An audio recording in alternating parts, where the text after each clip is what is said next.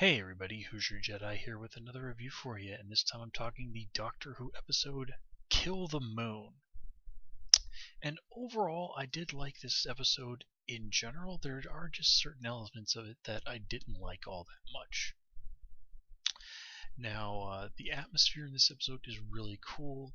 It's really tense and exciting. There is a very classic sort of Doctor Who philosophical question of right or wrong at the core of it. And generally speaking, in many aspects, it's a very well executed episode. And there's some very nice nods to classic older episodes of Doctor Who. For example, I was really genuinely disappointed this did not turn out to be the Doctor getting to go another round with the spiders from the episode Planet of the Spiders. But they were kind of, I believe, were more than a little bit alluded to. Of course, I was really pleased to see Peter Capaldi break out the Fourth Doctor's yo-yo. Not the first time the Doctor has had an adventure on the moon, of course, and I was really disappointed that we didn't get to hear another mention of River Song, especially when the Doctor was talking about the whole "Let's kill Hitler" thing. And the idea of what the Doctor brings up is like there are moments that I can't see clearly. Well, this is really kind of a cool idea because one, the Doctor has also talked about fixed points in time, but the idea that there are moments where he kind of has to realizes I can't interfere here. I can't make the decision. I have to back off and let these things play out the way they're going to play out. Now, like this situation here, it reminded me a lot of Torchwood, Miracle Day. And there, they basically, when everything's going to hell, they say, well, where's the Doctor? And I can't remember exactly who it was. I think it was Jack Harkness who says, sometimes I think the Doctor looks at us and he looks away in shame because of what the choices that humanity makes. And I always thought that was kind of a BS answer because, well, under these kind of circumstances like they had in Miracle Day, well, of course things are going to get really bad because what else is humanity going to do? I mean, and I don't want to spoil that for anybody who hasn't seen it, but things go down a very, very dark path with people doing pretty awful things to each other, not because they want to, just because there doesn't really seem to be any other option. But the idea here that the Doctor wouldn't have interfered in that situation because he knew he couldn't, it had to be the choice of humanity to make, that I think makes much more sense rather than the Doctor left confused and desperate human beings to make a terrible decision when there really were no other good options on the table. So again, it being a situation more like what we see here, it kind of in my mind sort of redeems that day. And believe you me, if you're familiar with Miracle Day, that story needs a lot of redemption. But getting back to this episode proper, now there were other things that the Doctor did in this episode, kind of going back to basically we'll talk about the big one with what happened at the end with Clara, but also I'm sure a lot of people are kind of upset where the Doctor is very dismissive of Courtney at the beginning, telling her that she's not special. Now, one of the problems I think in modern society is that we're all very obsessed with everybody feeling special. Now, understand, everyone is unique, but not everyone is special, and there is a difference. And I know in a lot of ways that seems like a cruel thing, but there are just so many people in this world who sort of march through life day in, day out, never really putting any real thought or feeling into what it is they do. It's, eat, it's wake up, go to work, go to school, eat, do something, sit in front of the TV, and then go to bed and just rinse and repeat in years and years, and that's their life. It's a very embodiment of the unexamined life is not one that's worth living. And as cruel as it might seem, in so many ways it feels like so often that some people really are just interchangeable. And again, this is I know that sounds like an awful thing to say, but if you really sort of look at it in an honest way. Isn't it true? How many people do you see who just sort of go and never do anything special with their lives, and then are obsessed with wanting to be special? They have all that. They have that uniqueness. That, you know, in all time and space, there's never been that person before.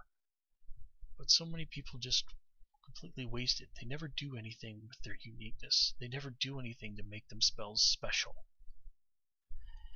And the way the doctor here treats Courtney here, I think this is in a lot of ways kind of like what teachers, and remember, I work in education, have to do with kids kind of like Courtney. And now, of course, Courtney's a 15-year-old girl, and despite all the attitude she flings, she does want approval from adults in her life. But she's not really doesn't really understand how to get that approval in the proper way, and just basically sort of relies on flinging attitude at people. Now, of course, a certain amount of this can be excused just by the simple fact that she's a teenager.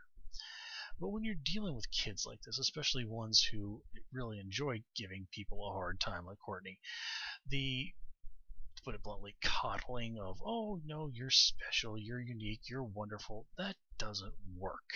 It really doesn't. Now granted, in their hearts, this is what these kids want to hear. But basically, you can't put on the kid gloves to deal with kids like this. You have to kind of do what the doctor did and give them that kick in the butt that really kind of gets through that emotional barrier.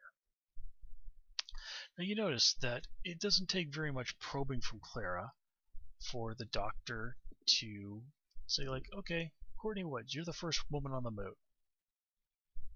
You have to wonder, was that really Clara, or was that the doctor kind of getting Clara in a position where she would stand up for Courtney, thus earning Courtney's respect, and then he could kind of give Courtney an opportunity to go out there and to be special.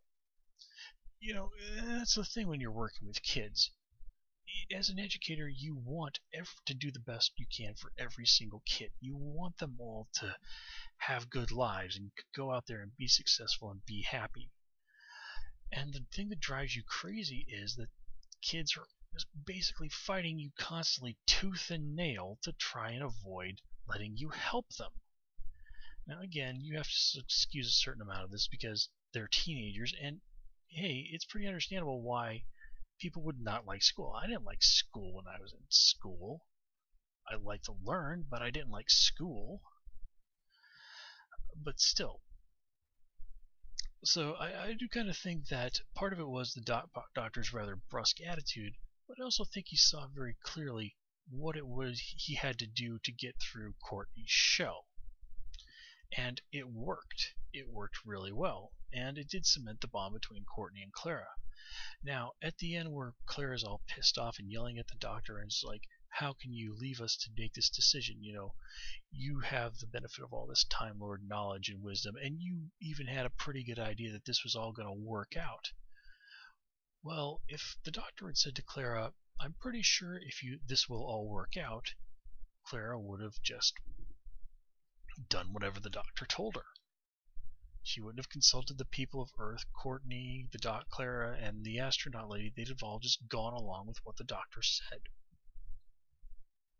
So at the end of the day, it really would have been the doctor's decision. And the doctor was right. He's, as much as he cares for Earth, he's not human. Earth is not his world. The doctor cannot make the big choices for humanity. That's on humanity's shoulders. Just in the same way that we can't expect, when we're growing up, we can't expect our parents to make our big choices in life for us. And if they did, well, like it or not, we'd probably on some level certainly resent them. Would you really want your parents choosing your career, or where it is you go to college, or who it is you date? Well, if you're, of an age where that might be an issue for you, the answer is probably going to be no. And if you're well past that sort of age, the answer is, if my parents had tried to do me when I was young, I'd have been mad as hell. So, as So basically, I'm kind of in the F you, Clara. The Doctor was right to do what he did camp on this one. So, yeah, that's kind of what I have to say about the sort of big moral conundrum there. I'm not even going to begin to go into the scientific impossibilities of what's going on here. I mean, it's just like, this is like, what was it? I haven't felt like this, like throwing up my hands in terms of ridiculousness of the science involved in something, since I went and saw, Transformers: Dark of the Moon. Fittingly enough, involving the moon. So we're just gonna leave that and just sort of chalk that up to they were focusing more on the moral and emotional things rather than making even the tiniest attempt to make it the science of this fitting. Also was sort of pleased that this is another example of where Doctor Who mentions the America, and anything involving America is not automatically portrayed as being completely and utterly awful. Oh, what a refreshing change that makes. Yeah, I'm still kind of pissed about what happened when they killed the President of the United States back in David Tennant's office, immediately after he tried to seize power on an absolutely ridiculous level. Yeah, that was just like, ugh, come on. Let me see here. Anything else I wanted to talk about? Not a huge amount to say about Danny this episode, although I did like that he also kind of was there to give Clara that emotional kick in the butt that she needs and say to her, you know what? The fact that you're mad at the Doctor shows that you still care about the Doctor. And if you really believe all of that stuff that you said to the Doctor, say it to him when you're calm. And Danny is 100% right. People never make never make the best decisions when they're angry. And this is one of the things that infinitely annoys me. Like, I can't stand people who say, anger is a good thing. Anger is a tool. Anger can give you drive to, go out there and do things and change the world. It's like, really? Think about it. Think about your life. And count the number of times when you've done something smart and reasonable and good when you were angry. Then stack that up against all the times you did something stupid that made things worse, or something that just made things worse when you were angry. Anger is natural, but anger is not your friend. There's even a saying attributed to Buddha that goes, holding on to anger and planning to use it as a weapon is like holding on to a hot coal and planning to throw it at your enemy and thinking that the coal isn't going to burn you instead. So, yeah. So this is basically an episode of Clara is full of crap, to be perfectly honest. Let me see. Anything else I need to say? No. Although I do want to add that I really loved Peter Capaldi there at the end, where he's just sort of almost rapturous in thinking about the future that awaits humanity. I mean, that's what it looked like to me. Now, granted, humanity's future is not all bubblegum and kittens. He might have been dwelling on some of the darker things that were waiting for humanity out there in the future. But still, to me, it just seemed like he was really... This is one of those episodes where humanity lives up to the Doctor's expectations. Close call, but we did it. And those moments, like when you're a teacher, when you do get through to one of those kids who's been giving you grief, and they actually will buck up and surprise you and show you that potential that is within them. Those are the moments where you think, yeah, it's all worth it.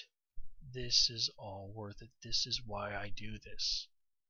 And it's moments like that that keep people in the profession of being an educator.